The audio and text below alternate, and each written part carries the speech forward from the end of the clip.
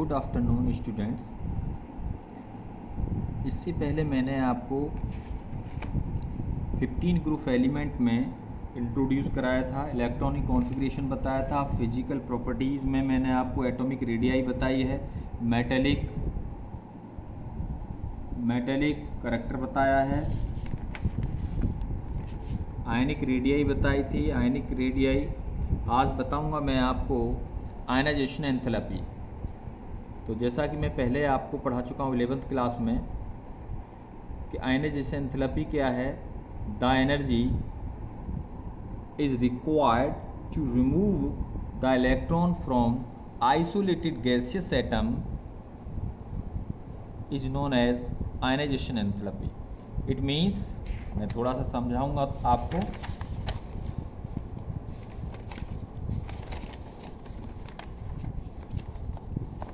यहाँ देखिए बेटे, ये इसकी न्यूक्लियस है, ये सेल है इसका। अब यहाँ पर इलेक्ट्रॉन है। अब ये इलेक्ट्रॉन, ये न्यूक्लियस इस इलेक्ट्रॉन पर नेगेटिव चार्ज, इस पर पॉजिटिव था, इस पर अट्रैक्शन फोर्स लगा रही है। लेकिन अंदर वाले जो इलेक्ट्रॉन हैं, ये इस इलेक्ट्रॉन पर रिपल्सन फोर्स लगा रहे हैं, जिससे इसका जो अट्रैक्शन फोर्स है इस इलेक्ट्रॉन पर कम हो रहा है। तो वह energy, the energy is required to remove this electron from the outer most shell of the atom is known as ionization enthalpy. यदि ये अट्रैक्शन फोर्स जितना ज़्यादा होगा, वो एनर्जी इस इलेक्ट्रॉन को निकालने के लिए उतनी ही अधिक चाहिए। डेट इज, जितना ज़्यादा अट्रैक्शन फोर्स है इस इलेक्ट्रॉन पर, उतना ही एनर्जी इस इलेक्ट्रॉन को इससे रिमूव होने के लिए चाहिए। जैसे जैसे इस एटम का साइज बढ़ता चला जाएगा, इंक्रीज होता जाएगा, ये अट्रैक्शन फोर्स घटता चला जाएगा।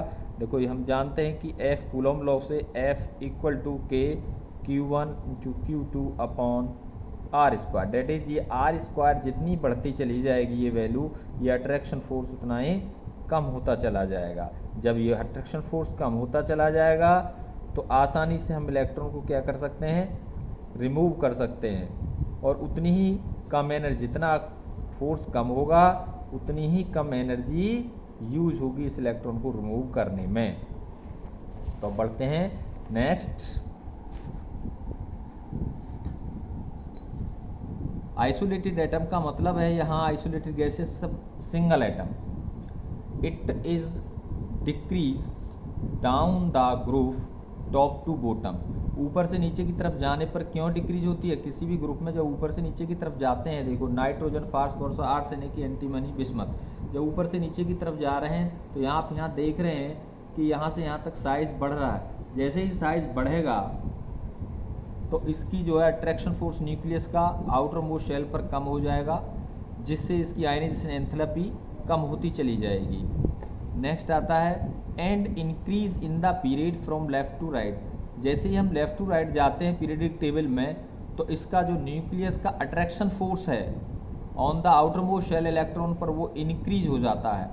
Date is, nucleus charge increase होने की वजह से उस पर अट्रैक्शन फोर्स बढ़ जाता है, जिससे क्या है कि required the more energy to release of the electron to breakup of the attraction force on the outermost shell of the nucleus. Due to increase the nuclear charge, so the attraction force increase of the nucleus on the valency electron, show the more energy required to remove the electron. तो 15 group element, अब आप ये देख रहे होंगे 15 group element जो है ये हाफ फिल्ड है। देखिए यहाँ पे आप P में कितने इलेक्ट्रॉन है आउटर मोस्ट शेल के? 3 इलेक्ट्रॉन है, और 3 इलेक्ट्रॉन हाफ फिल्ड है। P में मैक्सिमम इलेक्ट्रॉन 6 होते हैं, यहाँ हाफ फिल्ड है। और जब हाफ फिल्ड या फुल फिल्ड होता है ऑर्बिटल, तो उसमें क्या है, एक्स्ट्रा स्टेबिलिटी आ जाती है। तो यहाँ पर P ब्लॉक एलिमेंट के अंदर 15 ग्रुप में हाफ फिल्ड है, तो इससे इलेक्ट्रॉन निकालने के लिए हमें ज़्यादा एनर्जी की आवश्यकता पड़ेगी मुकाबले कितने। देखिए ये 14 एलिमेंट, 15 ग्रुप एलिमेंट है, और इससे पहले कौन सा होगा बेटा? 14 ग्रुप एलिमेंट होगा कार्बन वाला। कार्बन में आप P में देखेंगे, P में यहाँ 2 इलेक्ट्रॉन थे। यहाँ से इलेक्ट्रॉन निकालने के लिए, क्योंकि यहाँ फील्ड नहीं है, तो कम एनर्जी चाहिए। तो इसकी आयनाइजेशन एंथैल्पी कम होगी। जैसे हम यहाँ आएंगे तो फुलफिल्ड तो हो गया, साइज भी बढ़ गया, साइज भी छोटा हो गया, न्यूक्लियर चार्ज बेटा इसका बढ़ गया। और दूसरी कंडीशन क्या आ गई, दूसरा फैक्टर, ये हाफ फिल्ड भी हो गया। इसलिए इससे इलेक्ट्रॉन निकालने के लिए हमें ज़्यादा एनर्जी चाहिए, इसलिए इनकी जो आयनाइजेशन एंथैल्पी है वो ज़्यादा होगी। तो they have the lesser tendency to lose of the electron due to the nuclear attraction force more and extra stability due to the half filled of the P orbital. अर्थात इससे electron निकालने के लिए हमें क्या चाहिए, ज़्यादा एनर्जी चाहिए, क्योंकि ये हाफ फील्ड भी है और दूसरा 15 ग्रुप का जो एलिमेंट है उनकी आयनाइजेशन एंथैल्पी 14 ग्रुप से ज़्यादा होगी, क्योंकि ये कौन सा है, ये इससे पहले है, इसके बाद का है। अब आता है बेटा सक्सेसिव आयनाइजेशन एंथैल्पी। अब सक्सेसिव आयनाइजेशन एंथैल्पी देखो, del H1, del H2, del H3। Del H1 का मतलब क्या है, पहला इलेक्ट्रॉन निकालने के लिए जो एंथैल्पी यूज़ हो रही है, फिर उसमें से दूसरा इलेक्ट्रॉन निकालने के लिए जो एंथैल्पी यूज़ हो रही है, फिर तीसरा इलेक्ट्रॉन निकालने के लिए एंथैल्पी यूज़ हो रही है। जैसे जैसे हम इसमें इलेक्ट्रॉन रिमूव करते जाते हैं, मान लो फर्स्ट इलेक्ट्रॉन रिमूव किया तो वो कैटाइन बन गया, तो उसे उसका जो न्यूक्लियर इफेक्टिव न्यूक्लियर चार्ज और ज़्यादा होगा। फिर जब सेकंड इलेक्ट्रॉन निकालेंगे तो उसमें के लिए निकालने के लिए और ज़्यादा एनर्जी चाहिए। जब थर्ड इलेक्ट्रॉन हम निकालेंगे तो उसे निकालने के लिए और ज़्यादा एनर्जी चाहिए, क्योंकि जैसे जैसे हम इलेक्ट्रॉन निकालते चले जाते हैं न्यूक्लियर इफेक्टिव न्यूक्लियर चार्ज बढ़ता चला जाता है और शिल्डिंग इफेक्ट पुअर होता चला जाता है। इसलिए 1 by 1 जैसे हम इलेक्ट्रॉन रिमूव करते जाते हैं तो सक्सेसिव जो आयनाइजेशन एंथैल्पी है वो इंक्रीज होती चली जाती है। जैसे मैं थोड़ा सा लूँगा, इसमें समझाऊँगा बेटे, ज़्यादा समय नहीं। यहाँ एक पेज ले लेता हूँ। यहाँ देखिए, सपोज किया कि मैंने नाइट्रोजन ही ले लेता हूँ। नाइट्रोजन ये है 1s2 और 2s2 और बेटे 2p3। अब यहाँ पे आयनाइजेशन एंथैल्पी, अब ये आउटर मोस्ट ये है। अब यहाँ देखिए, इसमें 2 इलेक्ट्रॉन है बेटे, इसमें 3 ऑर्बिटल होते हैं, एक px है और बेटे यहाँ py है और यहाँ pz है। अब जब मैं इसमें से इलेक्ट्रॉन निकालूंगा, यहाँ से इलेक्ट्रॉन रिलीज होंगे, तो इलेक्ट्रॉन रिलीज होने के बाद तो इस पर कौन सा चार्ज आएगा बेटे, पॉजिटिव चार्ज आएगा। जब पॉजिटिव चार्ज आएगा तो यहाँ पे देखें आप, ये यहाँ पे S है बेटे, फिर इससे दूसरा S ये है, फर्स्ट तो S ये हो गया, सेकंड S ये हो गया, और बेटे इसके बाद ये क्या है, इसका P है, px, और ये क्या है py, और ये क्या है बेटे pz है। अब यहाँ देखें कि एक इलेक्ट्रॉन इसमें है, एक इलेक्ट्रॉन इसमें है, एक इलेक्ट्रॉन इसमें है, और यहाँ पे क्या है कि 2s पूरी तरह से भरा हुआ है, ये भी पूरी तरह से फिल है।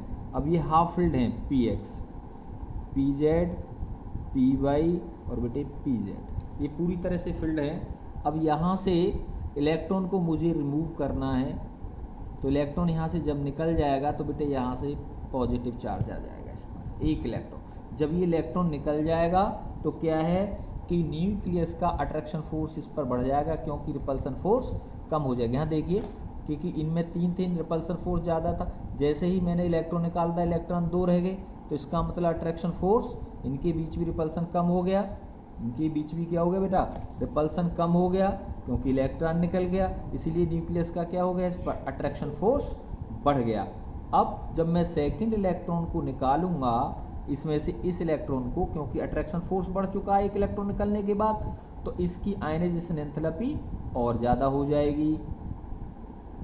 जब मैं तीसरे इलेक्ट्रॉन के, क्योंकि और निकल गया, अब यहाँ से रिपल्सन फोर्स और कम हो गया, अब और इलेक्ट्रॉन में निकालूंगा थर्ड इलेक्ट्रॉन, तो इसकी आयनाइजेशन एंथैल्पी, क्योंकि अट्रैक्शन फोर्स बढ़ गया इस पर, तो आयनाइजेशन एंथैल्पी बेटे और ज़्यादा इसकी बढ़ जाएगी।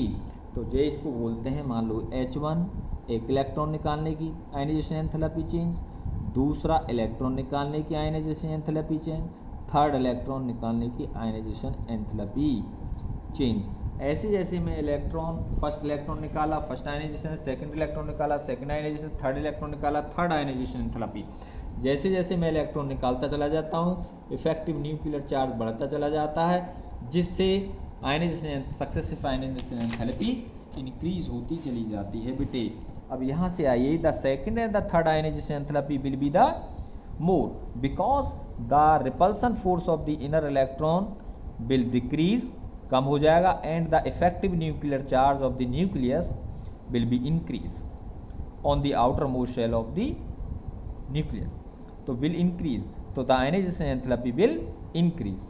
तो as remove the electron, 1 electron, 2 electron, 3 electron, and जैसे जैसे इनको निकालते जाएंगे तो इफेक्टिव न्यूक्लियर चार्ज बढ़ता जाएगा, साइज छोटा होता जाएगा कैटायन का, और जिससे to remove of the electron, the second electron, third electron, तो want of the more energy, तो हमें ऐसे ऐसे हमारी एनर्जी बढ़ती चली जाएगी। अब आता है बेटे इलेक्ट्रोनेगेटिविटी, ये भी मैं 11th में पढ़ा चुका हूँ। It is the tendency of an element to attract the bonding pair electron in the molecule toward itself. Absolute magnitude of the electronegativity of the element is not fixed. कहने का मतलब क्या है बेटे, मान लीजिए मेरे पास में ये HCl है, इन्होंने दोनों ने एक एक इलेक्ट्रॉन की शेयरिंग करके ये बॉन्ड बना दिया Cl। अब ये बॉन्ड बनाया, एक इलेक्ट्रॉन हाइड्रोजन का था, एक इलेक्ट्रॉन क्लोरीन का था। अब ये इनके बीच में न रह करके ये उस एटम की तरफ शिफ्ट हो जाता है जिसकी इलेक्ट्रॉन खींचने की ताकत ज़्यादा होती है। अब यहाँ पर क्लोरीन की जो ताकत है इस शेयर पेयर इलेक्ट्रॉन खींचने की ज़्यादा है, क्योंकि इसका जैसे जैसे हम पीरियड में चलते हैं तो साइज़ कम होता जाता है, तो ये इस इलेक्ट्रॉन शेयर पेयर इलेक्ट्रॉन को थोड़ा सा अपनी तरफ खींच लेगा, ये सेंटर में नहीं रहेगा।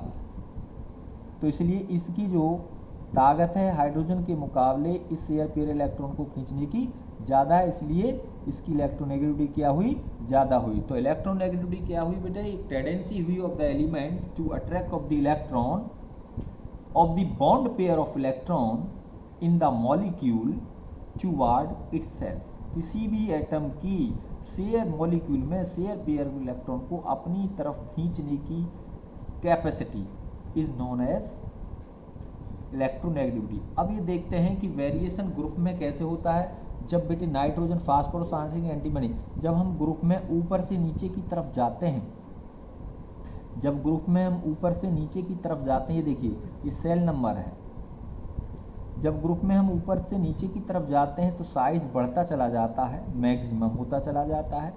और बेटे ये इलेक्ट्रॉन एफिनिटी क्या हो, सॉरी इलेक्ट्रोनेगेटिविटी ऊपर से नीचे की तरफ क्या होती है, डिक्रीज होती चली जाती है, डिक्रीज होती चली जाती है।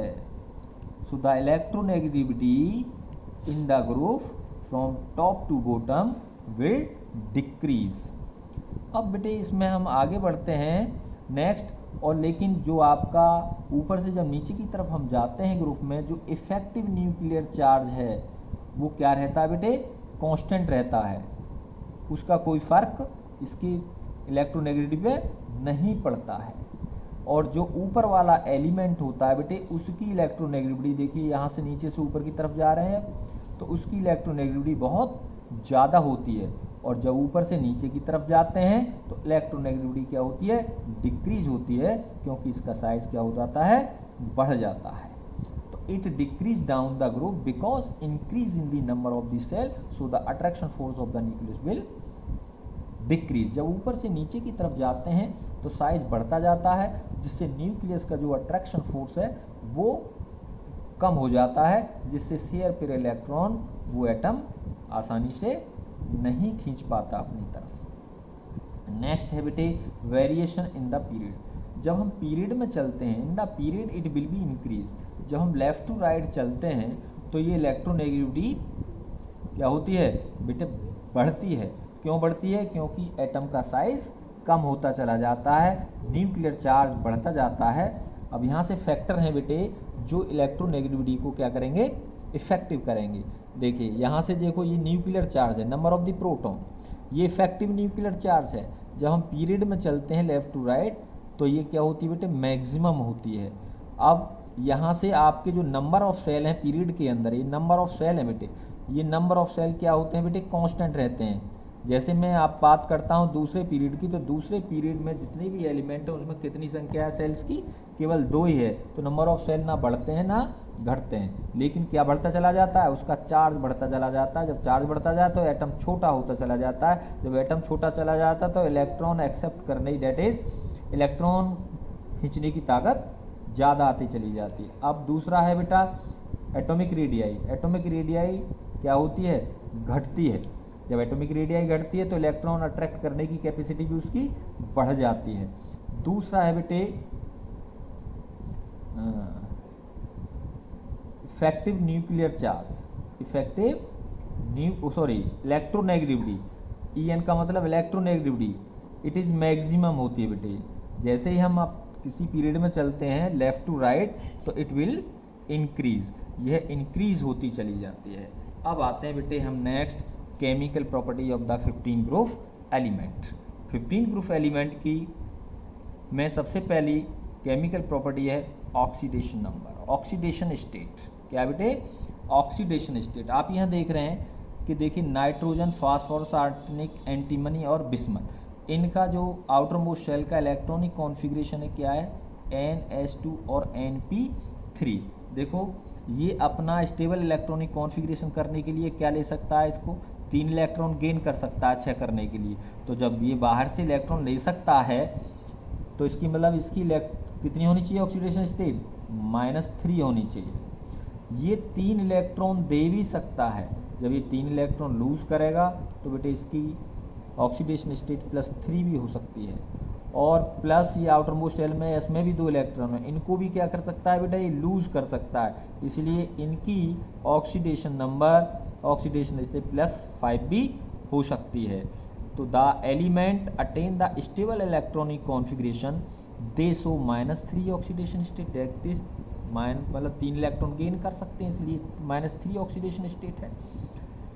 It will be the stable due to the high electronegativity decrease down the group. आप ये देखें, देखिए यहाँ पे नाइट्रोजन भी दिखाएगा -3, फॉस्फोरस भी दिखाएगा, ये दो तो माइनस दिखाएंगे ही बेटे, लेकिन ये -3 ऑक्सीडेशन स्टेट ऊपर से नीचे की तरफ घटती चली जाएगी, ये दिखाएंगे लेकिन बहुत ही रेयर केस में दिखाएंगे। क्यों? क्योंकि इनकी जो इलेक्ट्रोनेगेटिविटी है बहुत कम है, नाइट्रोजन फास्फोरस की ज़्यादा है, इसीलिए इलेक्ट्रॉन को आसानी से क्या कर लेता है, कैप्चर कर लेता है। इनकी इलेक्ट्रोनेगेटिविटी ज़्यादा होने की वजह से -3 ऑक्सीडेशन स्टेट शो करते हैं। -3 ऑक्सीडेशन स्टेट किसी भी ग्रुप में ऊपर से नीचे की तरफ, डेट इज 15 ग्रुप में ऊपर से नीचे की तरफ क्या होती है बेटे, डिक्रीज होती चली जाती है। अब दूसरा आता है बेटे आर्सेनिक, एंटीमनी और बिस्मथ। ये नीचे की तरफ जाने पर अनस्टेबल होगी, यहाँ स्टेबल है बेटे। अब आता है आर्सेनिक, एंटीमनी और bismuth, they have the no और little tendency to the -3 oxidation due to the large size and lesser electronegativity has moved down the group. जब ऊपर से नीचे की तरफ जा रहे हैं तो इनकी इलेक्ट्रोनेगेटिविटी घट रही है, इसीलिए -3 ऑक्सीडेशन स्टेट बहुत कम शो करते हैं। अब ये करते कैसे हैं, इनके 3 फैक्टर हैं बेटे। कभी -3 भी ऑक्सीडेशन स्टेट शो करेंगे, +3 ऑक्सीडेशन स्टेट शो करेंगे, +5 ऑक्सीडेशन स्टेट भी ये शो करेंगे। कर कैसे सकते हैं, -3 तो जब करेंगे जब ये 3 इलेक्ट्रॉन गेन कर लेंगे स्टेबल इलेक्ट्रॉनिक कॉन्फ़िगरेशन करने के लिए। और बेटे +5 कब करेंगे ऑक्सीडेशन स्टेट, जब ये 2 और 3 तीनों इलेक्ट्रॉन, पाँचों इलेक्ट्रॉन को क्या कर देंगे, ये लूज कर देंगे। ठीक है। और स्टेबल कैसे हो सकते हैं, ये 3 है अनपेयर्ड इलेक्ट्रॉन है, इसके मतलब 3 इलेक्ट्रॉन बाहर से किसी दूसरे एटम से क्या कर सकते हैं, शेयर करके भी अपना इलेक्ट्रॉन कॉन्फ़िगरेशन पूरा कर सकते हैं। यहाँ देखें बेटे, देखो नाइट्रोजन, फास्फोरस, आर्सेनिक, एंटीमनी, फिर बता रहा हूँ, ये -3 ऑक्सीडेशन स्टेट शो करते हैं। ये बहुत कम रेयर केस में करते हैं बेटे, क्योंकि इनका एटॉमिक साइज बहुत ज़्यादा है, इलेक्ट्रोनेगेटिविटी बहुत कम है। तो -3 oxidation state decrease down the group. अब आते हैं बेटे यहाँ पे, मैंने बताया था +3 ऑक्सीडेशन स्टेट भी शो कर सकते हैं, करेंगे। क्यों करेंगे, क्योंकि इसके आउटर मोस्ट शेल में 3 इलेक्ट्रॉन है P में, तो ये 3 इलेक्ट्रॉन क्या लूज कर सकते हैं। तो यहाँ से +3 इलेक्ट्रॉन को क्या कर सकते हैं, लूज कर सकते हैं। इसीलिए तो +3 ऑक्सीडेशन स्टेट की जो स्टेबिलिटी है ऊपर से नीचे की तरफ क्या होती है, बढ़ती है। क्यों बढ़ती है, क्योंकि साइज क्या होता जाता है, बड़ा होता चला जाता है। अब आता है बेटे +5 ऑक्सीडेशन स्टेट।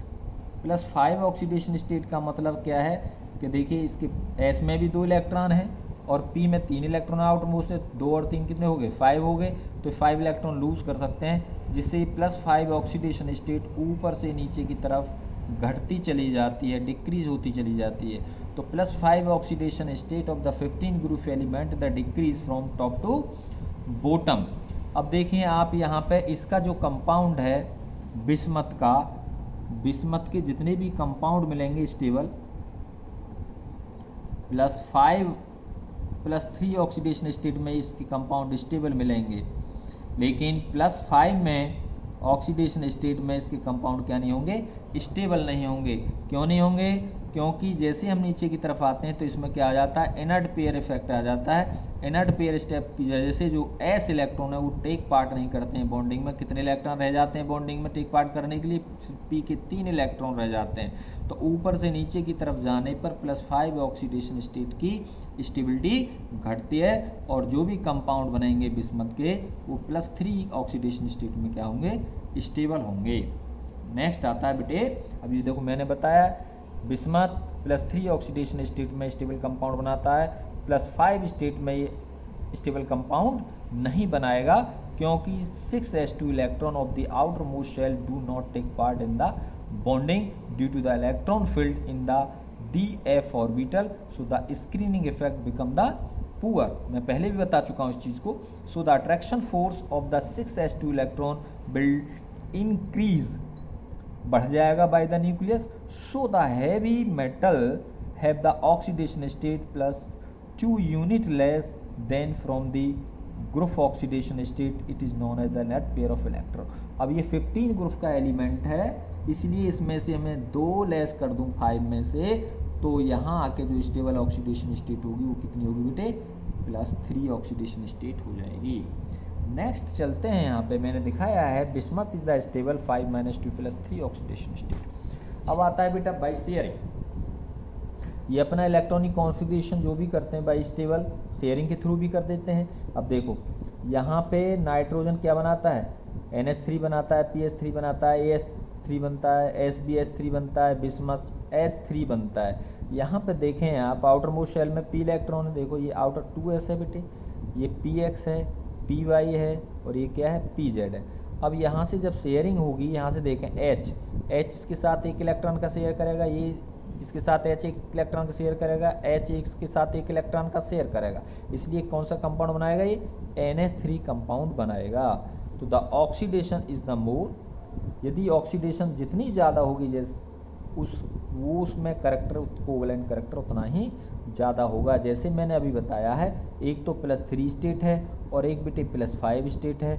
अब मान लिया मैंने ये ले लिया आर्सेनिक, ये ले लूँ आर्सेनिक, एक तो मैं ले लेता हूँ आर्सेनिक ट्राइक्लोराइड और एक ले लेता हूँ बेटा आर्सेनिक पेंटाक्लोराइड। अब इन दोनों में से कौन ज़्यादा कोवेलेंट है, तो ये ज़्यादा कोवेलेंट होगा। अब ये ज़्यादा कोवेलेंट होगा इसमें से, +5 ऑक्सीडेशन स्टेट है। क्यों है कि +5 ऑक्सीडेशन स्टेट में आर्सेनिक का साइज छोटा हो जाता है फॉजन्स रूल के अनुसार, और जब ये छोटा हो जाता है तो उसमें कौन सा कैरेक्टर बढ़ जाता है, कोवेलेंट कैरेक्टर बढ़ जाता है, डेट इज इसकी पॉलराइजिंग पावर बढ़ जाती है। अब आता है बेटा nitrogen N2 has not more than 4 covalency. N2 4 से ज़्यादा कोवेलेंसी नहीं रखता है, क्योंकि इसमें d ऑर्बिटल नहीं होते हैं। देखिए आप देखिए NH3 दिखाया है, N। अब इस पर एक लोन पेयर ऑफ इलेक्ट्रॉन बचा है, देखो 3 कर लिए, S का लोन पेयर यहाँ पे देखिए, देखो 3 ने शेयर कर दिया, देखो यहाँ पे 3 हाइड्रोजन ने ये शेयर कर लिया। अब ये 2s का लोन पेयर बचा हुआ है ये वाला। अब जैसे ही कोई H इसके पास आया तो इसने इस इलेक्ट्रॉन को H को दे दिया, तो इससे जुड़ गया, इस पर पॉजिटिव चार्ज आ गया, तो 1 2 3 4, तो कोवेलेंसी यहाँ कितनी हो गई, कोवेलेंसी ऑफ नाइट्रोजन की कितनी हो गई बेटे 4, लेकिन इसकी कोवेलेंसी 4 से ज़्यादा नहीं हो सकती क्योंकि इसमें d ऑर्बिटल नहीं है। नेक्स्ट चलते हैं बेटे, अब ये अपने सेल को क्या कर सकता है, एक्सपेंड कर सकते हैं नाइट्रोजन के साथ, फास्फोरस, आर्सेनिक, एंटीमनी, बिस्मथ। इसमें क्या होते हैं बेटे, डी सब सेल होने की वजह से ये क्या कंपाउंड बना देते हैं, पेंटा कंपाउंड, जैसे PCl5 बना देगा ये, और हेक्सा कंपाउंड भी बना देते हैं। जैसे मैंने बता दिया PCl5 है, +5 ऑक्सीडेशन स्टेट में है, कोवेलेंट करैक्टर तो इसमें है ही। अब देखिए यहाँ पे P में लास्ट में 3s2 और 3p है। देखिए यहाँ पे ये 2 इलेक्ट्रॉन हो गए 3s2 में, और P में 1 2 3 3 इलेक्ट्रॉन हो गए। D इसका बेटे क्या है, पूरी तरह से बेकेंड है।